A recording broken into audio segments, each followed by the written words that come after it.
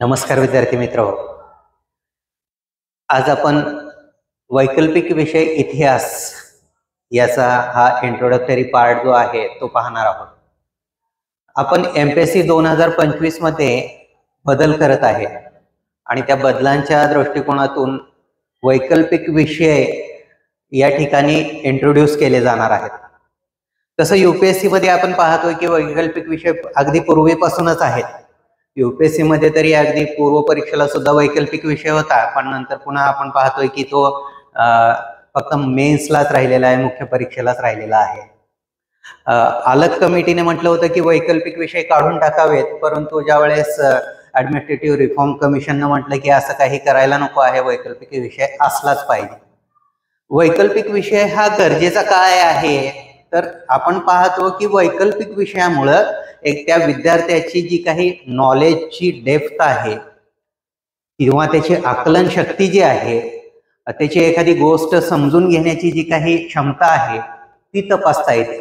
आणि त्या दृष्टिकोनातून वैकल्पिक विषय हा यूपीएससी मध्ये आहेच आहे.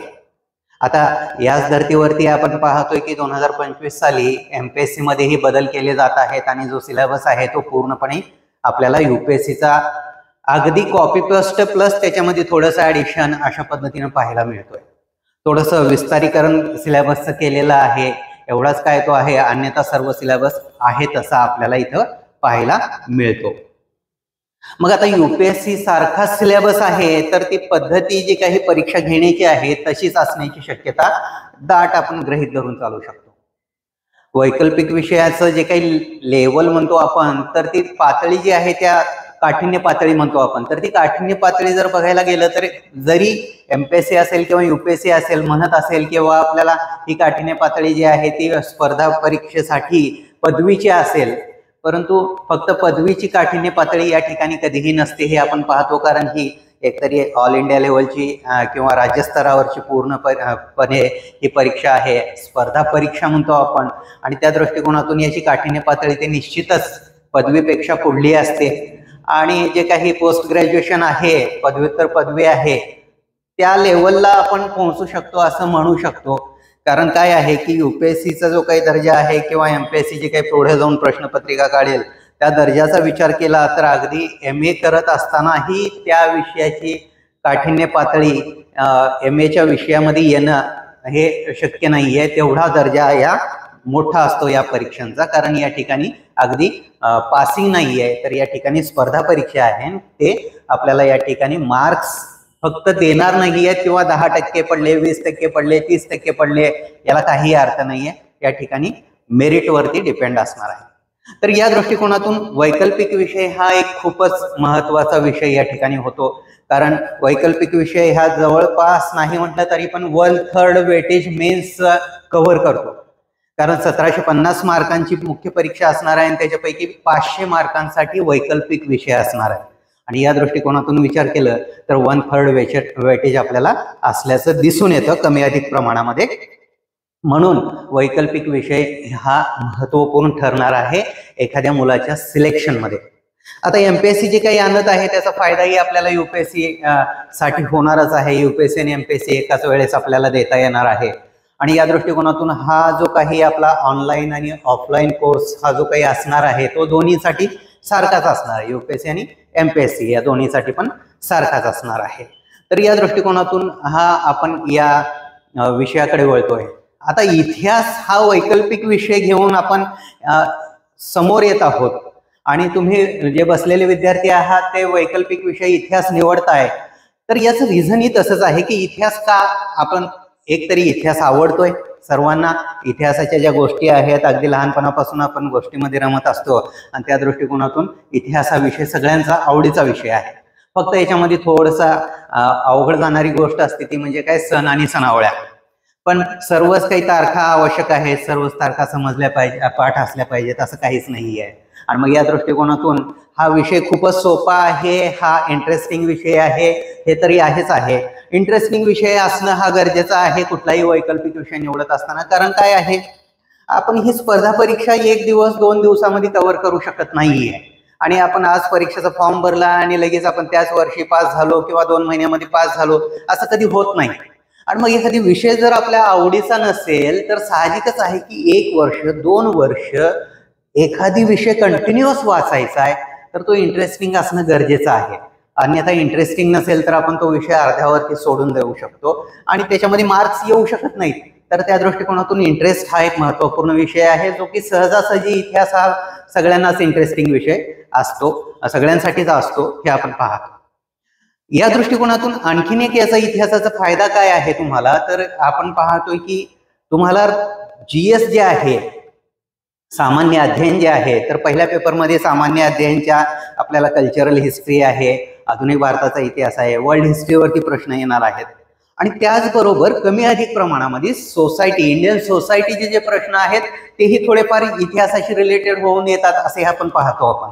तर या दृष्टिकोनातून जर विचार करायला गेलं तर डेफिनेटली आपल्याला इतिहास हा विषय उपयोगाचा ठरतोय, कारण ज्याचा इतिहास हा विषय आहे तो विद्यार्थी GS मधल्या 20 पैकी 10 प्रश्न तरी इझिली सोडवू शकतोय. मी काय म्हणतोय, 20 पैकी 10 प्रश्न म्हणजे जवळपास 50% पेपर ऑटोमॅटिक कव्हर होतो त्याचा. तर या दृष्टिकोनातून इतिहास हा विषय निश्चितच आपल्याला सर्वांना लाभदायी ठरणार आहे. हे आपण पुढील काळात तुम्हाला जागोजागी लक्षात येईलच आणि त्याचबरोबर हा विषय आपल्याला एक मेरिटमध्ये उपयोगाचा तरी येईलच. दुसरी गोष्ट याच्यामध्ये आणखीन एक काय महत्त्वपूर्ण आहे की इतिहास विषयासाठी पुस्तकं भरपूर मोठ्या प्रमाणात उपलब्ध आहेत आणि याच्याशिवाय आणखी एक सगळ्यात महत्त्वपूर्ण काय आहे की UPSC मध्ये इतिहास हा विषय आहे की फ्लक्च्युएशन मार्कांचं जे आहे ते होत नाही याच्यामध्ये, तर ती एक कन्सिस्टन्सी मार्कांची असते. म्हणजे एखाद्या वर्षी जसं मराठी लिटरेचरमध्ये आपण बऱ्याचदा पाहतो की एखाद्या वर्षी मार्क येतातच आणि एखाद्या वर्षी मार्क येतच नाहीत, असं न होता इतिहासामध्ये एक कन्सिस्टन्सी, एक लेवल जी आहे ती मेंटेन होती हे आपल्याला दिसून येतं. तर या दृष्टिकोनातून हा इतिहास विषय फार महत्त्वपूर्ण पण ठरतोय आणि त्याचबरोबर इंटरेस्टिंग पण आहेच आहे. निश्चितच तुम्हा सर्वांना जे काही समोर बसलेले विद्यार्थी आहेत त्या सर्वांनाच तुम्हाला आवडेल हा आपण असं कन्सिडर करून चालूया. आता जे काही आपला ऑफलाईन मोड चालू आहे आणि हाच ऑनलाईन मोड असणार आहे, कारण विषय सारखा आहे, विषय काही वेगळा शिकवायचा नाही आहे. ऑनलाईनला विद्यार्थी आहेत म्हणून आपण ऑनलाईनच्या विद्यार्थ्यांना काही आपण कमी शिकवणार आणि ऑफलाईनच्या विद्यार्थ्यांना जास्त शिकवणार असं होणार नाहीये. बाकी जे काही ऑनलाईनचे विद्यार्थी आहेत त्यांना जे काही बॅकएंड सपोर्ट आहे तो निश्चितच मिळत राहील आणि त्यासाठी आम्ही कमिटेड आहोतच आहोत. हा जो वैकल्पिक विषय आहे याच्यामध्ये आपण जर बघितलं तर अगदी इतिहासामध्ये आपल्याला कुठल्याही वैकल्पिक विषयामध्ये 2 पेपर ठेवलेले आहेत, पहिला पेपर आणि दुसरा पेपर. जो इतिहासाचा वैकल्पिक विषय आहे त्या विषयामध्ये पहिल्या पेपरमध्ये प्राचीन भारताचा इतिहास आणि मध्ययुगीन भारताचा इतिहास याच्यावरती प्रश्न विचारले जाणार आहेत आणि जो दुसरा पेपर असेल तो म्हणजे आधुनिक भारताचा इतिहास आणि आधुनिक जगाचा इतिहास याच्यावरती प्रश्न विचारले जाणार आहेत. आधुनिक जगाचा इतिहास आणि आधुनिक भारताचा इतिहास कंपॅरेटिव्हली बघायला गेलं तर सारखेपणा या ठिकाणी दिसून येईल. तर अशा दृष्टिकोनातून एकूण भारताच्या इतिहासाशी रिलेटेड प्राचीन, मध्ययुगीन आणि आधुनिक हा मेजर पार्ट असणार आहे आणि आधुनिक जगाचा इतिहास आपल्याला सेकंड पेपरमध्ये पाहायला मिळेल. ठीक आहे. आता हा पेपर जो 250 मार्कांना आहे, प्रत्येक पेपर 250 मार्काला, जो काही पेपर 1 आहे तो 250 मार्काला, पेपर 2 जो आहे तो 250 मार्काला आहे. आता यामध्ये काय आहे, पेपर लिहित असताना जे काही रायटिंग आहे त्या रायटिंग मध्ये आपल्याला पहिला प्रश्न आणि 5वा प्रश्न हा कंपल्सरी असतो. UPSCला आपण पाहतोय की सेम म्हणजे सध्याची जी काही मेथड आहे ते पहिला प्रश्न आणि 5वा प्रश्न कंपल्सरी आहे. अगदी पूर्वीपासूनच तसा आहे आणि आताही तोच हे चालू आहे आणि आपण असं कन्सिडर करूया की MPSCला पण अशाच पद्धतीने येईल. आणि मग जो काही पहिला पेपर आहे त्या पहिल्या पेपरमध्ये पहिला प्रश्न जो असतो तो असतो म्हणजे मॅपिंगचा, म्हणजे मॅपिंग स्पॉटिंग केलं जातं. प्राचीन भारतामधले जे काही महत्वाचे स्पॉट ठिकाणं आहेत त्याच्यावरती प्रश्न स्पॉट करायचा आहे आणि त्याच्याबद्दल थोडीशी माहिती द्यायची आहे 30 शब्दामध्ये आणि त्या दृष्टिकोनातून हा पहिला कंपल्सरी प्रश्न असणार आहे. म्हणजे प्राचीन भारताचा एक प्रश्न कंपल्सरी आणि मध्ययुगीन भारतामधला 5वा प्रश्न हा कंपल्सरी असतो. तर त्या दृष्टिकोनातून पहिला आणि 5वा प्रश्न कंपल्सरी आहे आणि इतर जे काही एकूण 6 प्रश्न असतात त्या 6 पैकी 3 प्रश्न आपल्याला सोडवावे लागणार आहेत. म्हणजे एकूण 50-50 मार्काला एक एक स्लॉट येईल. कारण दुसरा प्रश्न आहे त्याच्यामध्ये प्राचीन भारतावरती दुसरा, तिसरा, चौथा आणि मध्ययुगीन भारतावरती 6वा, 7वा, 8वा असे 3 आणि 3 6 प्रश्न असणार. प्राचीन भारतावरती 3, मध्ययुगीन भारतावरती 3. मग या 3 पैकी 2 सोडवायचे किंवा या खालच्या 3 पैकी 2 सोडवायचे आणि प्रत्येक ह्याच्यामध्ये एक कंपल्सरी सोडवणं गरजेचं आहे. म्हणजे प्राचीन भारतामधील जर तुम्ही 3ही प्रश्न सोडवले तर तुमचा एक प्रश्न गृहीत धरला जाणार नाही, कारण मध्ययुगीन भारतामधलाही एक प्रश्न कंपल्सरी सोडवावा लागणार आहे. म्हणजे तुमच्या पुढे ऑप्शन काय आहे? थोडक्यात प्राचीनचे 3 प्रश्न सोडवू शकताय किंवा मध्ययुगीनचे 3 प्रश्न सोडवू शकताय, पण 2 प्रश्न तुम्हाला कंपल्सरी कुठल्याही सेक्शनचे सोडवायच लागणार आहे.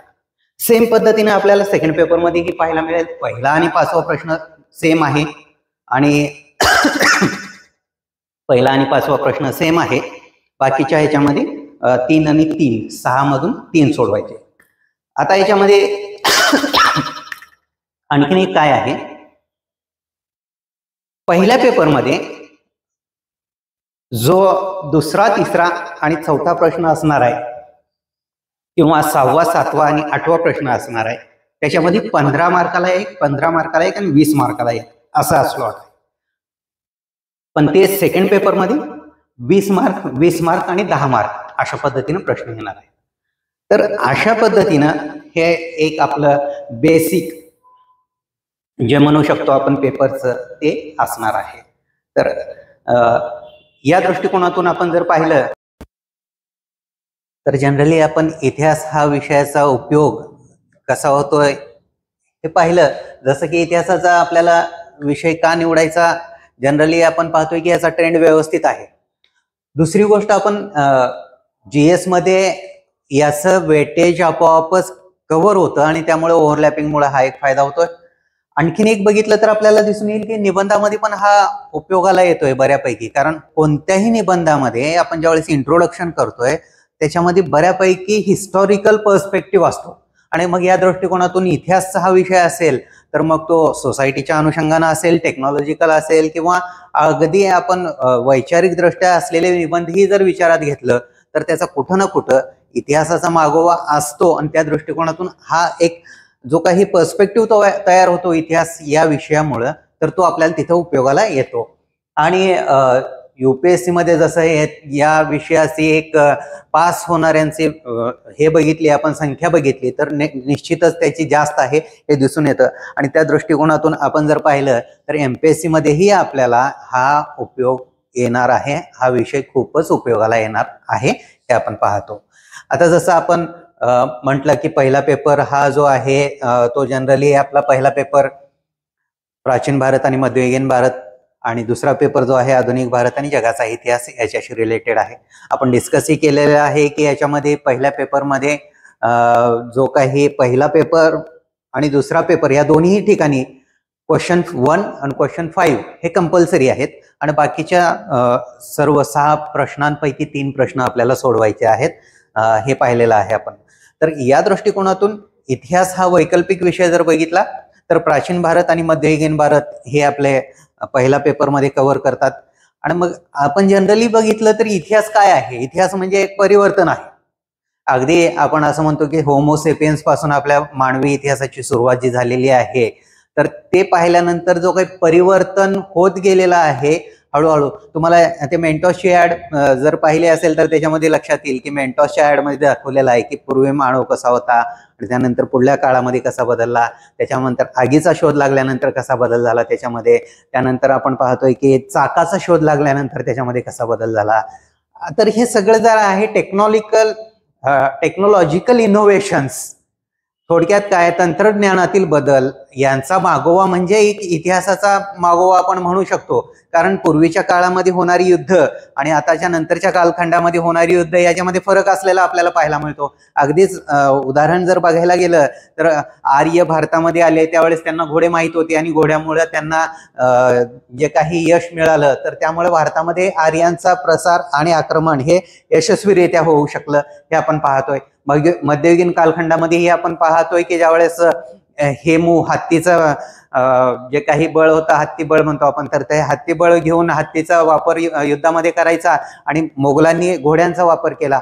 अगदी शिवाजी महाराज ही यशस्वी झाले ते घोड्यांमुळे यशस्वी झाल्याचं आपल्याला पाहायला मिळतं. या सगळ्या गोष्टींचा विचार केला तर टेक्नॉलॉजिकल जे काही ऍडव्हान्समेंट आहेत त्याच्यामधले जे काही बदल आहेत तर त्यामुळं इतिहास ही बदलतोय हे आपल्या लक्षात येईल.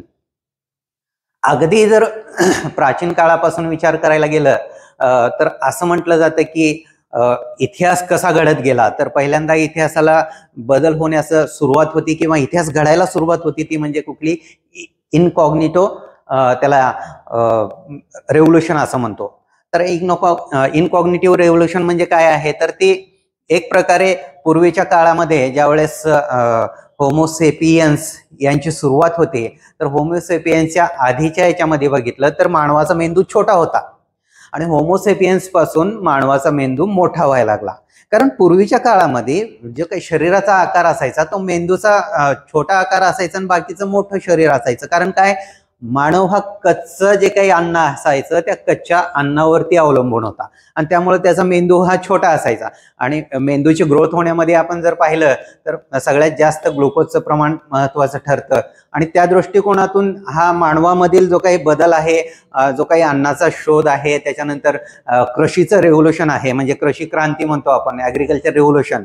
ॲग्रिकल्चर रेव्होल्युशन हे जगामधलं पहिलं रेव्होल्युशन आहे ज्याच्यामुळे मानव वंशाचा विकास झाला. कारण जोपर्यंत शेती येत नाही तोपर्यंत मानव स्थायी होण्याचा संबंधच येत नाही. पूर्वीच्या कालखंडामध्ये आपण जर बघितलं होमोसेपियन्स कसे होते, होमोसेपियन्सचा उगम कुठं झाला, या सगळ्या गोष्टींचा जर विचार करायला गेलं तर आपल्याला दिसून येतं की होमोसेपियन्स हे काही खूप मोठ्या जे काही भूभागावरती आहे ते पसरलेले नव्हते आणि ते सतत त्यांचे भटकंती चालू असायची आणि ते स्टेबल नव्हते, सेटलमेंट नव्हत्या. तर त्या दृष्टिकोनातून आपण पाहतोय की नंतर ज्या वेळेस ॲग्रिकल्चरचा वापर सुरू झाला किंवा ॲग्रिकल्चरचा शोध सुरू झाला असं म्हणू शकतो आपण. जवळपास आपण होमोसेपियन्सचा इतिहास बघितला तर एक 70,000 वर्षापूर्वीपासूनचा इतिहास आपल्याला दिसून येतो. आणि तेच ॲग्रिकल्चर रेव्होल्युशन जर बघितलं तर एक 10-12,000 वर्षापूर्वीपासून आपल्याला ॲग्रिकल्चर रेव्होल्युशन दिसून येतात. आता मानव सेटल कधी होतो किंवा इतिहास घडायला सुरुवात कधी होते, ज्यावेळेस तो मानव सेटल्ड असेल त्या अनुषंगानं.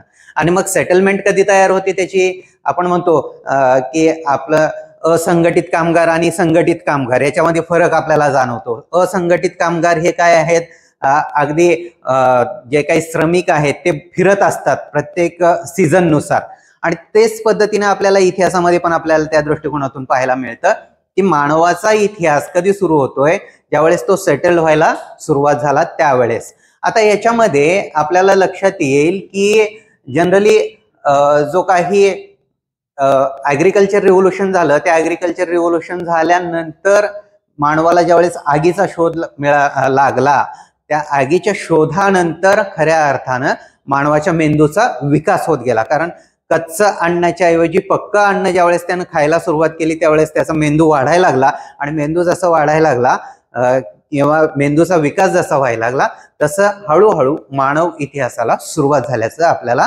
दिसून येतं. मग ज्यावेळेस एखादी मानव वस्ती करून राहायला लागतो, का वस्ती करून का राहिला, तर त्याला झूम शेती पद्धतीची जी काही शेती आपण आदिवासीमध्ये पाहतो तर ती पहिल्यांदा समजली की जंगलं तोडली आणि जंगलं तोडल्यानंतर गव्हाचं पहिलं पीक जे आहे बार्ली म्हणतो आपण, तर ते बार्लीचं पीक म्हणजे गहू पद्धतीचे धान्य जे आहेत त्याला आपण बार्लीची पिकं म्हणतो, वेगवेगळे आहेत त्याच्यामध्ये. तर त्या दृष्टिकोनातून आपण ते पाहतो की पहिल्यांदा गव्हाचं पीक मिळालं आणि गव्हाचं पीक ज्यावेळेस त्याला लाभलं तर त्याला ते अन्न शिजवायची पद्धती समजली आणि त्यातून मग तो आणखी शेतीकडे विकसित झाला आणि शेतीकडे ज्यावेळेस तो निघाला त्यावेळेस त्याला गरजेचं भासू लागलं ते म्हणजे काय की एका ठिकाणी स्थायी होऊन राहणं. आणि एका ठिकाणी ज्यावेळेस तो स्थायी होऊन राहू लागला त्यावेळेसच त्याला खऱ्या अर्थानं एक प्रकारे त्याचं कल्चर सुरू झालं. कल्चर सुरू झालं म्हणजे मग काय आहे, मग त्याची देवाणघेवाण वाढली इतर लोकांशी आणि त्याचबरोबर इतर ज्या काही सांस्कृतिक घडामोडी आहेत त्या व्हायला लागल्या. तर अशा दृष्टिकोनातून आपण जर बघितलं तर मग हळूहळू मग कबिले तयार होऊ लागले आणि मग हळूहळू ज्यावेळेस कबिले तयार होऊ लागले तर त्या कबिल्यांचं एका कबिल्याचं दुसऱ्या कबिल्यावर वर्चस्व, म्हणजेच काय, मग माझी शेती जास्त का तुझी शेती जास्त का, माझ्याकडे जास्त भूभाग तुझ्याकडे जास्त भूभाग, या दृष्टिकोनातून ही छोटी मोठी युद्ध होत गेलेली असणार आहेत. आणि त्यानंतरच्या कालखंडामध्ये आपण जर बघितलं तर मग हे पुढे जाऊन थोडक्यात काय, मग राजकीय व्यवस्था तयार झाली, धार्मिक रीतिरिवाज आले, धार्मिक रीतिरिवाजानं लोक एकत्र बांधली गेली आणि तसंच देवांच्या किंवा इतर विश्वासांच्या आधारे तो एकत्र आला समाज. आणि त्यानंतर मग राष्ट्र तयार झाली. जसं पूर्वीला सुरुवातीला आपण फक्त कबिल्यांचंच एक राष्ट्र, जसं भारत हे नाव आपण पाहतोय की एक कबिला होता थोडक्यात, आणि त्या कबिल्यावरून भारत हे नाव पडलेलं आहे. तर अशा दृष्टिकोनातून इतिहासाला एक प्रकारे हळूहळू वळण लागत गेलं किंवा त्याच्यामध्ये घडामोडी घडत गेल्या. आणि मग त्या दृष्टिकोनातून मग पुढे ज्या वेळेस खऱ्या अर्थानं कुठंतरी लेखन पद्धती सुरुवात झाली, लिखाणाची पद्धती सुरुवात झाली, त्यावेळेस आणखी कल्चर जे काही ऍक्टिव्हिटीज आहेत त्या बदलत गेल्या. आणि ह्या सगळ्या दृष्टिकोनातून मग समाज, धर्म, राजकीय व्यवस्था ह्या सगळ्या गोष्टीचा आपण विचार करू लागलो. आणि मग तर अशा पद्धतीने आपण पाहतोय की हे जे काही ऍग्रिकल्चर रिव्होल्युशन झालं, त्या ऍग्रिकल्चर रिव्होल्युशन नंतर मग जसं आगीचा शोध आहे, चाकाचा शोध आहे, हे सगळे टेक्नॉलॉजिकल रिव्होल्युशन्स आहेत. जसं टेक्नॉलॉजी बदलत गेली तसं इतिहासामध्येही बदल होत गेलेला आहे. तर ह्या बाबी इतिहासाच्या विद्यार्थ्यांना समजून घेणं फार गरजेचं आहे. जसं आपण पाहतोय की आधुनिक जग कधी सुरू झालंय, टेक्नॉलॉजीची यावेळेस जे काही चेंजेस झालेले आहेत, औद्योगिक क्रांती म्हणतो आपण, औद्योगिक क्रांतीनंतर झालेले बदल हे इतिहासाला खूप वेगळ्या पद्धतीनं कलाटणी देतात. आणि त्या दृष्टिकोनातून इतिहासाच्या विद्यार्थ्यांनी लक्षात ठेवायचं की टेक्नॉलॉजीमध्ये झालेला बदल हा इतिहासाला आणखी पुढे घेऊन जातोय, आणखी वेगळं वळण देतोय. तर या दृष्टिकोनातून आपण पाहतो की भारताचा इतिहास हा कुठंतरी प्राचीन भारताचा इतिहासाकडे आपण ज्यावेळेस जातो त्यावेळेस इथंही दिसून येतं की आपल्याला भीमबेटका या ठिकाणी काही जे काही चित्रकारिता आहे तिथून आपल्याला लक्षात येतं की हा हजारो वर्षापूर्वीचा इतिहास आहे. मग हा समजतो कसा, तर आपण पाहतो एक्सप्लोरेशन, इव्हॅक्युएशन, एपिग्राफी, न्यूमिस्मॅटिक्स, मॉन्युमेंट्स, म्हणजे जे काही त्या काळातले तत्कालीन स्मारके म्हणू शकतो आपण, जे चिन्ह आहेत, तर त्या चिन्हावरून आपल्याला लक्षात येतं की बाबा ज्यावेळेस उत्खनन करतो तर उत्खनन केल्यानंतर तिथं काहीतरी भेटलं आपल्याला. जसं सिंधू सभ्यता, आपण माहिती कशी झाली, हडप्पाचं उत्खनन झालं त्यावेळेस आपल्याला ती माहिती झाली. एखादी नाणं असेल, त्या नाण्यावरून एखादी चित्र असेल तर त्या चित्रावरून समजतं की इतिहास कसा आहे. एखाद्या ठिकाणी जर एखादी बिल्डिंग आहे, समजा आता उदाहरण ताजमहलच आहे, ताजमहलवरून आपल्याला समजतं ना की शहाजहान कसा असेल, शहाजहानचे काय आवडी असतील, शहाजहानने कशा पद्धतीनं त्यावेळेस राज्य केलेलं असेल. तसंच आहे थोडक्यात, या वेगवेगळ्या गोष्टीवरून आपल्याला ते समजतं. आणि अगदी म्हणजे लिटरली सोर्सेस आहेत, जसं की लिखाणातून पण अनेक निबंध वजा पुस्तकं असतात, त्याच्यामध्ये पूर्वीच्या काळात भारतामध्ये इतिहासाला इतिहास म्हणून पाहिलं जायचं नाही. तसं म्हटलं जातं की पहिला जो काही खऱ्या अर्थानं ऐतिहासिक पुस्तक म्हणू शकतो आपण त्याला राजतरंगिणी असं म्हणतो आपण.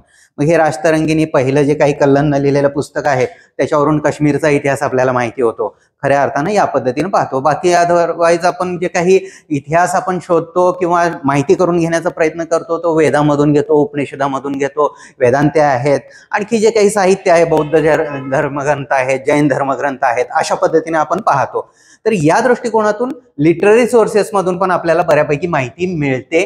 अशा पद्धतीनं आपण जर बघितलं तर इतिहासाला आपण प्राचीन भारताच्या इतिहासाला सुरुवात करतो. आता हा सिलेबस एक प्रकारे बघितलं तर प्राचीन आणि मध्ययुगीनचा बराचसा मोठा आहे. इंट्रोडक्टरी पार्टमध्ये मी हा तुम्हाला जस्ट ओव्हरलुक देत जातोय, कारण याच्यामधून काय फारसं पूर्ण 100% आपल्याला सगळा सिलेबस बघायचा आहे, करायचा आहे, रिपिटेशनची गरज नाहीये. पण तोंड ओळख तरी आपल्याला होणं गरजेचं आहे. आणि या दृष्टिकोनातून ह्या सिलेबसकडे आपण जातोय. थोडक्यात जसं भारतीय लेखकांनी पुस्तकं लिहिली असतील तसं परकीय लेखकांनी पण लिहिलेली असतील. भारतामध्ये येऊन गेले जे काही परकीय लेखक आहेत त्यांनी लिहिलेल्या पुस्तकामधून पण भारताचा इतिहास माहिती होतोय. जसं उदाहरणच आपण समजा रोजची डायरी लिखायची आपल्याला सवय आहे आणि आपण गेलोय अमेरिका फिरायला गेल्यानंतर तिथे जे काही अनुभव आलेले असतील, मग काय आपल्याला तिथे स्वस्त काय मिळालं, महाग काय मिळालं, तिथल्या कुठल्या वस्तू इथं भारतामध्ये मिळत नाहीत, तिथं कुठल्या प्रकारची लोक भेटली, हे सगळं आपण लिहिण्याचा प्रयत्न करतो त्या डायरीमध्ये. तसंही प्रवास वर्णनं आहेत थोडक्यामध्ये वेगवेगळ्या लेखकांची, त्याच्यावरून पण भारतीय इतिहास आपल्याला माहीत होतो. त्यानंतर जर बघितलं तर आपल्याला हा इतिहास कसा आहे, कुठून शोधायचा आहे, काय शोधायचं आहे, नेमकं काय इतिहासातून माहिती करून घ्यायचं आहे, हे सगळं आपण पाहतो की हे आपल्याला पाहावं लागणार आहे. आणि याच्याशिवाय मग प्री हिस्ट्री म्हणतो आपण, प्रोटो हिस्ट्री म्हणतो. हिस्ट्रीचा विचार करायला गेलं तर जिथं लिखाण आपल्याला माहिती आहे ते सगळं हिस्ट्री म्हणतो आपण. जे उत्खननामधून माहिती होतं ते प्री हिस्ट्रीचा पार्ट आहे. प्रोटो हिस्ट्री म्हणजे काय म्हणतो आपण, ज्याच्यामध्ये आपल्याला माहिती आहे, लिखाण झालेलं आहे. जसं आपल्याला सिंधू सभ्यता आहे, सिंधू सभ्यतेमधला लिखाणाचे जे काही पद्धती आहे ती माहिती आहे, पण 100% अजून त्याचं वाचन झालेलं नाहीये. तर अशा पद्धतीने जर बघितलं तर तो प्रोटो हिस्ट्री म्हणजे मिडल पार्ट अशा पद्धतीने आपण विचारात घेऊ शकतो. आणि त्यानंतर भारताच्या इतिहासाकडे आपण जातो, खऱ्या अर्थानं जे माहिती आहे तिथून आपल्याला. तर ते सिंधू सभ्यता हा प्राचीन भारतामध्ये अगदी स्टार्ट इतिहासाचा जर म्हटलं आपण तर पूर्वीचा बघायचा नाहीये किंवा माहित नाही असं नाहीये, तर तो पूर्वीचा प्री हिस्ट्री आपण असं म्हणूया. तर खऱ्या अर्थानं सिंधू सभ्यता सगळ्यांना माहिती आहे. मग ह्या सिंधू सभ्यतेपासून आपण इतिहासाकडे आपण जातो, प्राचीन भारताच्या इतिहासाकडे वळतो. मग सिंधू सभ्यता कशी उत्पन्न झाली, त्याच्या आधी काही होतं का अचानक कसं इमारत आली आणि इमारतीतून सिंधू सभ्यता आली, असं नाही ना. मग त्याच्या आधी पण ऍग्रिकल्चर रेव्होल्युशन झालेलं असेल, ग्रामीण काही सभ्यता असतील त्या कन्वर्ट झाल्या असतील, आणि मग त्याच्यातून शहराचा विकास झाला असेल. पॉप्युलेशन वाढलं तसं शहराचा विकास होतो. पॉप्युलेशन कमी असेल तर शहर होत नाही, ते गाव होतं. तसंच असेल ना.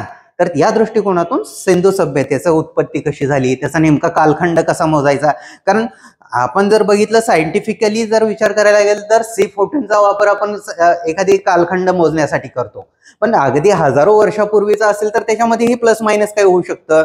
मग वेगवेगळ्या पद्धतीनं कालखंड मोजण्याचे प्रयत्न, मग कोणी म्हणतं हा कालखंड आहे, कोणी म्हणतं तो कालखंड आहे, कोणी म्हणतं तो कालखंड आहे. तर ते नेमकं कुठला कालखंड आहे सिंधू सभ्यतेचा हे पाहावं लागतंय. याच्याशिवाय याची वैशिष्ट्ये काय आहेत, ही कुठून कुठपर्यंत विस्तारलेली होती, याच्याशिवाय याचं महत्व काय आहे. सभ्यता म्हटल्यानंतर सभ्यतेबरोबर संस्कृती पण येते. तर ते काय आहे नेमकं, जसं एखादी जसं त्यांच्या सील्स म्हणतो आपण, त्याची जे काही माहिती आहे त्याच्यामध्ये आपण दिसतो की सीलवरती एका वटपौर्णिमेसारख्या जसं आत्ताची जे काही आपली सण समारंभ आपण साजरी करतो तसं एक चित्र आहे. तर त्यावरून आपल्याला लक्षात येतं की संस्कृती इट इज कंटिन्युअस. तर या दृष्टिकोनातून सिंधू सभ्यता काय आहे, तिथल्या वास्तू काय आहेत, हे सगळं आपल्याला याच्यामधून पाहायचं आहे या प्राचीन भारताचा इतिहास म्हणून. आता हे पाहायचं नाहीये फक्त इतिहास, मग इतिहासाचा अभ्यास किंवा इतिहासाचा विद्यार्थी म्हणून काय आहे नेमकं आपल्यासाठी. हे फक्त फॅक्च्युअल झालं, हे वाचलं, ह्याच्या डेट्स जमा केल्या डोक्यामध्ये म्हणजे झालं का, नाहीये. तर त्याचा अन्वयार्थ का लावायचा आहे, त्याचं अनालिसिस करायचं आहे, त्याचं एक्सप्लेनेशन करता आलं पाहिजे आणि त्याच्यातून काहीतरी वेगळं शोधता आलं पाहिजे, जे तिथं नाही आहे ते शोधता आलं पाहिजे. आता एक जनरली जर बघितलं तर जे पुस्तकं आपण वापरतो, पास झालेला मुलगाही तीच पुस्तकं वापरतोय आणि फेल झालेला मुलगाही तीच पुस्तकं वापरतोय.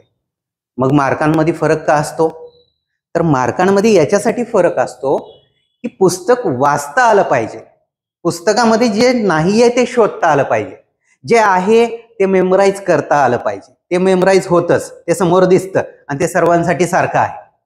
पण ज्याला नाही आहे ते शोधता आलं त्याला मार्क चांगले येत असतात. म्हणून सगळ्यात महत्वाचं आहे की इतिहास हा फक्त वाचून नाही समजत, तर इतिहास हा समजून घेतला तरच समजतो. तर इतिहासातून तो अन्वयार्थ लावता आला पाहिजे, त्याला प्रत्येक गोष्टीबरोबर कंपॅरेटिव्हली आपल्याला विचार करता आला पाहिजे, तरच आपल्याला खऱ्या अर्थानं इतिहासामध्ये चांगले मार्क्स मिळू शकतात. त्यानंतर वेगवेगळ्या सभ्यता ज्या काही सिंधू संस्कृतीच्या बाहेरच्या आहेत, जसं ग्रामीण आहेत, जसं भारत हा काही फक्त एकच देश नाही आहे आशियामध्ये, भारताच्या आजूबाजूला पण आहेत ना. श्रीलंका आहे आपल्या शेजारी, पाकिस्तान आहे, अगदी नवीन सध्याच्या कालखंडामध्ये जे काही चर्चेत असलेलं मालदीव आहे. तर या अशी छोटी मोठी देश आहेत. तसं त्या काळामध्ये पण सिंधू सभ्यता एकटी नाही आहे. सिंधू सभ्यतेबरोबर इतर पण सभ्यता आहेत. हररची सभ्यता आहे, नॉर्वेची सभ्यता आहे, वेगवेगळ्या सभ्यता, ग्रामीण सभ्यता आपण म्हणून पाहतो आपण. त्यानंतर आपण पुढे जातो तो म्हणजे आर्य भारतामध्ये आले तो कालखंड. भारतात आर्य आले आणि भारताच्या इतिहासाला आणखी कलाटणी मिळाली. आर्यांकडे आणखी काही तंत्रज्ञान वेगळं होतं. आर्य आल्यानंतर आपण पाहतोय की भारतामधलं जे काही जमिनींचं सपाटीकरण आहे ते झालं आणि त्याच्यामुळे आर्य सभ्यता जी आहे ती आर्य हे पुढे जाऊन आपण पाहतोय की गंगेच्या खोऱ्यापर्यंत पोहोचले आणि तसं भारताचा इतिहासही बदलला. तर हा पुन्हा मी ते सांगतोय की टेक्नॉलॉजिकल चेंजेस ह्या इतिहासाला बदलतात, तसंच आपण या ठिकाणी पाहतो. मग आर्यांचा जो काही 2 कालखंड करतो आपण, वैदिक कालखंड, त्याच्यामध्ये ऋग्वेदिक कालखंड आणि दुसरा उत्तर वैदिक कालखंड. मग ऋग्वेदिक कालखंडामध्ये आर्य हे सप्तसिंधूच्या प्रदेशात होते. उत्तर वैदिक कालखंडामध्ये येत असताना अगदी महाजनपदांच्या कालखंडापर्यंत आपण पाहतोय की त्यांचा प्रसार गंगेच्या खोऱ्यापर्यंत झाला. मी आता जे म्हटलं की टेक्नॉलॉजिकल चेंजेस, आता इथं मगध जे काही साम्राज्य म्हणून निर्माण झालं, मगध साम्राज्य 16 महाजनपद म्हणतो आपण. महाजनपद किती होती काय नाही याच्याबद्दल पण बराचसा पुन्हा अजून उहापोहा आहे याच्यामध्ये. तर महाजनपदांचा जर विचार केला तर 16 महाजनपदामध्ये मगध हे सगळ्यात श्रेष्ठ का झालं? पुन्हा या ठिकाणी टेक्नॉलॉजी येते हे समजून घ्या. तर या दृष्टिकोनात ते कसं काही नाही आपल्याला पाहायचंच आहे. आपण शक्यतो फक्त आता सिलेबस ओव्हरव्ह्यू करतोय, डिस्कशन करतोय, इंट्रोडक्शन करून घेतोय. तर महाजनपदांच्या काळामध्ये शहरांचा उदय झाला पुन्हा एकदा. याला सेकंड अर्बनायझेशन म्हणतो. फर्स्ट कुठलं होतं? कारण पहिली सभ्यता आपण सिंधू सभ्यता ही शहरी सभ्यता म्हणतोय, तर त्या दृष्टिकोनातून हे सेकंड अर्बनायझेशन. मग अर्बनायझेशन म्हटलं की अर्बन शहरामध्ये काय असतं? शहरामध्ये शेती होती का? नाही, व्यापार होतो शहरामध्ये, त्यामुळं व्यापाराला महत्व आलेलं होतं. ठीक आहे. ग्रामीण सभ्यता असती त्यावेळेस ती शेताचा जास्त म्हणजे शेतीचा जास्त वाटा त्या अर्थव्यवस्थेमध्ये असतो. ज्यावेळेस ती शहरी व्हायला लागते त्यावेळेस व्यापाराचा, ट्रेडचा जास्त वाटा होतो. हे साधं सिंपल लॉजिक आहे, ते इतिहासामध्ये पण लागू पडतं. आणि त्या दृष्टिकोनातून सेकंड अर्बनायझेशन मध्ये मग व्यापारी ग्रोथ होती, आपल्याला ट्रेड वाढलेला दिसतोय. ट्रेड बरोबर दळणवळण वाढतं का? ट्रेड फक्त घरामध्ये बसून होणार नाहीये. ट्रेड करण्यासाठी काय मुवमेंट होणं गरजेचं आहे. मग परिवहन व्यवस्थेमधले बदल, आणि मग या दृष्टिकोनातून आपल्याला जो काही ट्रेड रूट आहे तो ते आत्ताच्या सिल्क रूट वगैरे म्हणतो आपण, तर ते इथं या कालखंडापासून आपल्याला पाहायला मिळतात.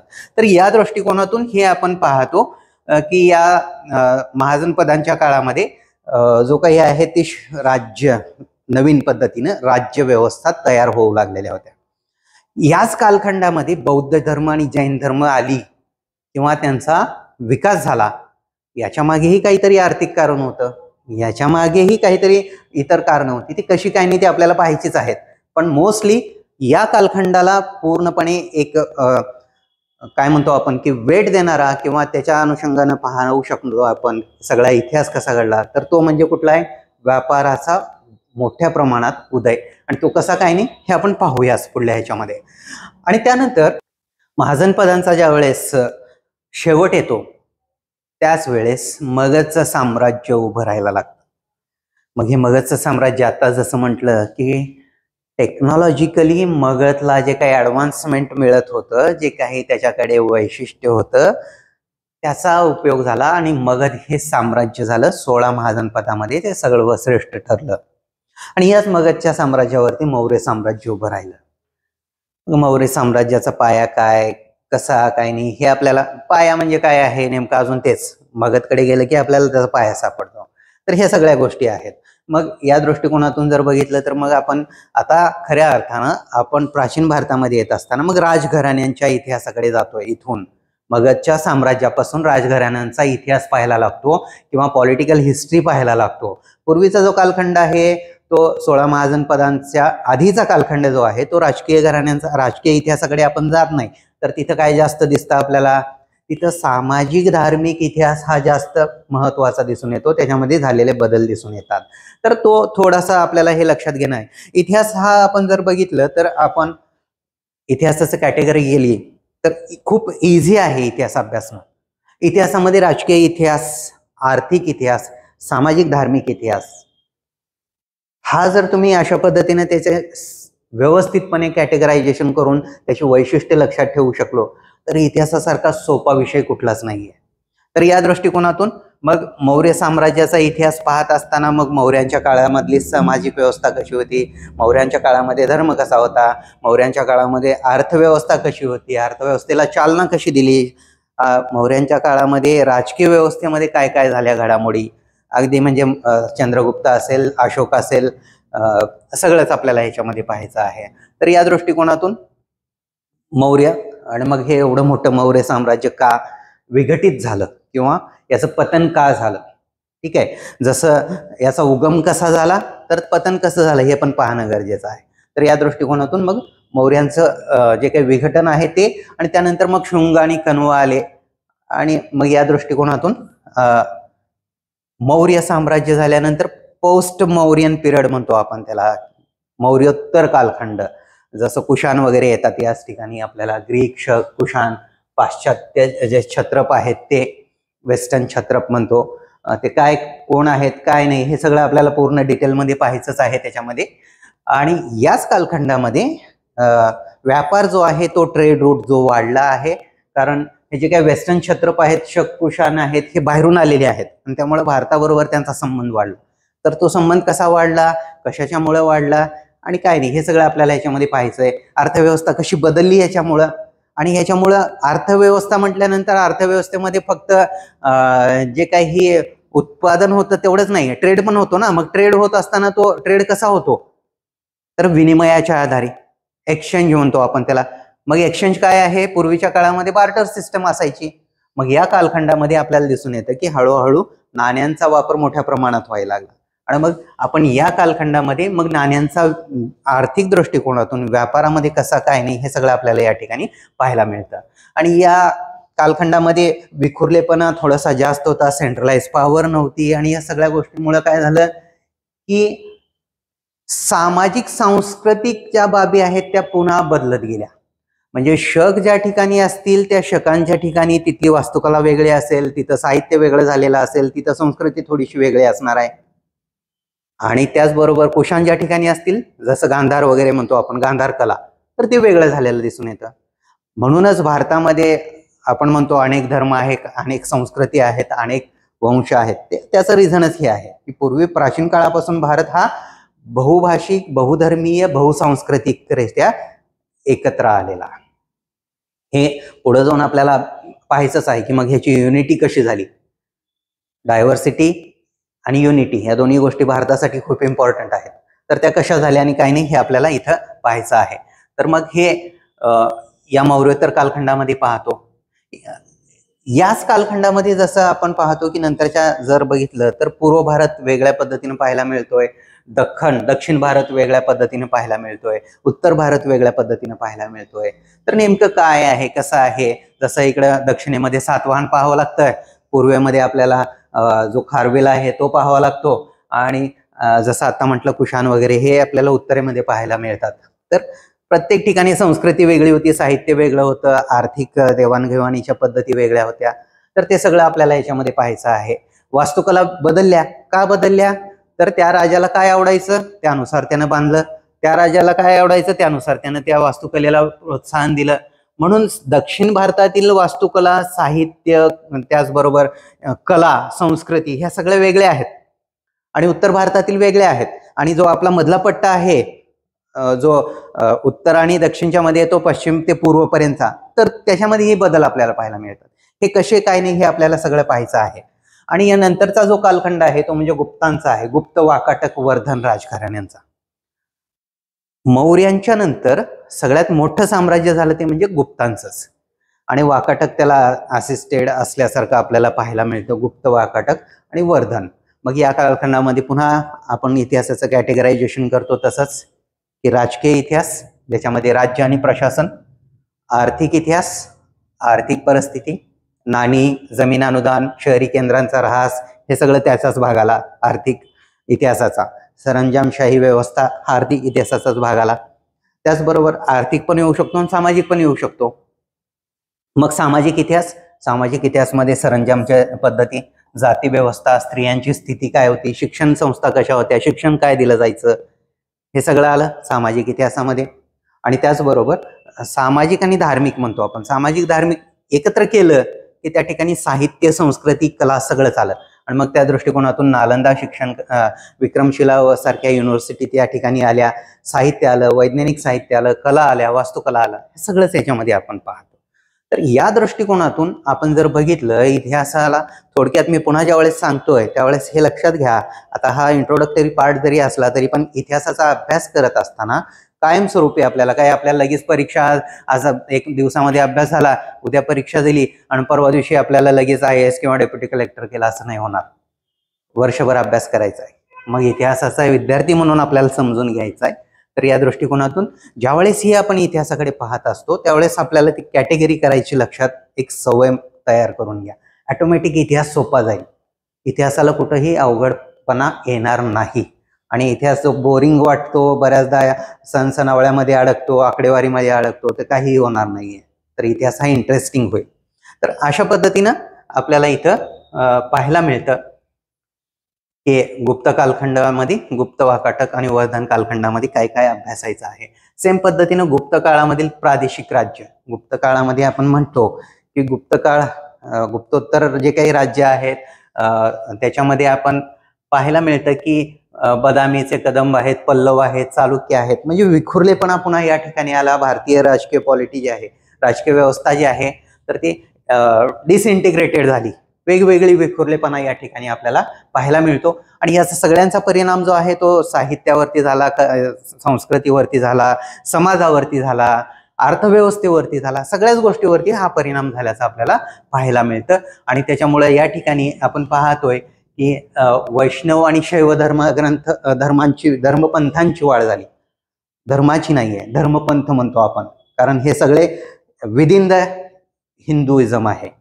ठीक आहे. तर त्या दृष्टिकोनातून मग तमिळमध्ये असलेली भक्ती चळवळ आहे, महाराष्ट्रातील भक्ती चळवळीचा उगम आपण त्या ठिकाणी आपण शोधू शकतोय. तर या दृष्टिकोनातून मग त्या ठिकाणी झालेल्या मंदिर वास्तुकला वेगळे पण आपल्याला या ठिकाणी पाहायला मिळतंय. पाल, राष्ट्रकूट, त्याचबरोबर जे काही परमार आहेत ते, तर हे सगळ्या जे काही डिसेंट्रलाइज झालेली राज्य आहेत त्यांचा इतिहास आपल्याला या ठिकाणी अभ्यासायचा आहे. याच काळामध्ये पहिल्यांदा अरब लोकांचा कॉन्टॅक्ट भारताबरोबर झाला आणि सिंधमध्ये अरब कॉन्क्वेस्ट म्हणतो आपण, हे झाल्याचं आपल्याला पाहायला मिळतं. आणि त्यानंतर मग जो सुरुवात होते ते कल्चरलचा एक वेगळा टॉपिक या ठिकाणी दिल्याचं आपल्याला पाहायला मिळतं. जसं themes in early Indian cultural history म्हणतो. मग त्याच्यामध्ये language, text, major stages in the evolution of art and architecture, major philosophical thinker, schools, ideas, science. वेगळं नाहीये हे. ज्यावेळेस तुम्ही पहिल्याचे 11 पॉइंट्स एकत्र करताय, आता जसं सांगितलं की साहित्य हे कशाचं पार्ट आहे, तर सामाजिक धार्मिक गोष्टीचाच एक पार्ट आहे. तसं ह्याच्यामध्ये हे सगळं तुम्ही ज्यावेळेस तुम्ही ह्या सगळ्यांचं एकत्रीकरण करताय, हा पॉइंट तुमचा 12वा ऑटोमॅटिक कव्हर होऊन जातो. कारण काय आहे, साहित्याचा विचार करायला गेलं तर धार्मिक साहित्य पण आहेच आहे त्याच्यामध्ये. मग हे धार्मिक साहित्याचा उगम कुठून दिसतोय? वेदापासून दिसतोय. बौद्ध धर्माचं साहित्य वेगळं आहे, जैन धर्माचं साहित्य वेगळं आहे. आणि मग या दृष्टिकोनातून विचार करायला गेलं तर हे आपल्याला साहित्य या ठिकाणी पाहतोय आपण सगळंच. आर्ट आणि आर्किटेक्चर, आता जसं सांगितलं तुम्हाला की राजघराण्यांचा इतिहास, आवडीनिवडी, त्याच्यातले लोकांच्या ज्या काही राजांच्या ज्या काही आवडीनिवडी आहेत त्याच्या अनुषंगाने तिथलं कला आणि साहित्य याच्यामध्ये बदल आपल्याला दिसायला लागतो. त्याच्या अनुषंगाने त्यामधलं आर्किटेक्चर म्हणजे वास्तुकला पण बदलती. दक्षिणेमध्ये असलेलं वास्तुकला वेगळी आहे आणि उत्तरेमध्ये असलेली वास्तुकला वेगळी आहे. आणि त्याचबरोबर राजघराणी जे काही आपल्या दरबारामध्ये असलेल्या कलाकारांना प्रोत्साहन देतील त्या पद्धतीनं थिंकिंग पण बदलतं, हे आपण पाहतो. अगदी आपण असं म्हणू शकतो की आताचा कालखंड पण त्याच्याशीच रिलेटेड होऊ शकतो. जसं 2014 नंतर भारतामध्ये धर्माला जास्त एक प्रकारे प्रोत्साहन मिळतंय, तर तो पूर्णपणे बदललेला भारत आपल्याला पाहायला मिळतो. 2014च्या आधी आपल्याला बदललेला भारत पाहायला मिळतो. बदललेला म्हणजे वेगळा भारत पाहायला मिळतो. तर त्याच दृष्टिकोनातून फिलॉसॉफिकल थिंकर्स पण जे आहेत ते त्या पद्धतीने तयार व्हायला लागतात. आताच्या काळामध्ये जर आपण बघितलं 2014 नंतरच्या काळामध्ये, तर आपण फिलॉसॉफी जर बघायला लागलो तर राईट विंग फिलॉसॉफी आपल्याला पाहायला मिळते. आणि त्याच्या आधीची जर फिलॉसॉफी, पॉलिटिकल फिलॉसॉफी पाहायला गेली तर ती कुठेतरी सेंटर आणि लेफ्ट रिलेटेड फिलॉसॉफी पाहायला मिळते. तसंच आहे मेजर फिलॉसॉफिकल थिंकर्स आणि स्कूल्स म्हणतो. स्कूल्स म्हणजे काय, तर तेच ट्रेंड काय आहे त्या कालखंडाचा. मग एखादी राजा शैव धर्माला मानणारा असला तर त्या ठिकाणी शैव धर्माची फिलॉसॉफी सुरुवात झाली. एखादी वैष्णव धर्माला मानणारा असला तर त्या ठिकाणी वैष्णव धर्माची फिलॉसॉफी झाली. एखादा राजा जसा अशोक आणि धम्म म्हणतो आपण, अशोक हा बौद्ध धर्माला मानणारा होता, तर त्या ठिकाणी फिलॉसॉफिकल थॉट वेगळा होता, थिंकर्स वेगळे आले. त्याच्या कालखंडामध्ये मग बौद्ध धर्माशी रिलेटेडच थिंकर दिसणार आहेत आपल्याला. तर ह्या दृष्टिकोनातून हे सगळं जे आहे हे पूर्वीच्या पहिल्याच्या 11 पॉइंट्स मधलंच एकत्रीकरण करायचंय, वेगळं काही नाहीये. म्हणून मग इतिहासाचा अभ्यास केला जात असताना पुन्हा एकदा मी तेच सांगतोय की जर तुम्ही इतिहासाला कॅटेगरायझेशन केलं, राजकीय इतिहास, सांस्कृतिक आणि सामाजिक धार्मिक इतिहास आणि त्याचबरोबर आर्थिक इतिहास, अशा पद्धतीने थोडंसं कॅटेगरी करायला लक्षात घ्यायला लागला, इतिहास खूपच सोपा आहे, बाकी काहीच नाहीये. आणि त्यानंतर मग प्रारंभिक मध्ययुगीन भारत 750 ते 1200, म्हणजेच हा एक प्रकारे आपण ट्रान्झिशन फेस म्हणतो. मध्ययुगापासून आपण जातोय आता आपण जातोय प्राचीन ते मध्ययुगाकडे.